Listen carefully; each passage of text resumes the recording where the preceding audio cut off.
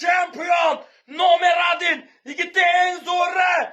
Только Ravshan Toshkentlik. Только Rakat mahallada. Bugun tug'ilgan kuni. Davay! Yigitni zo'ri. Yigit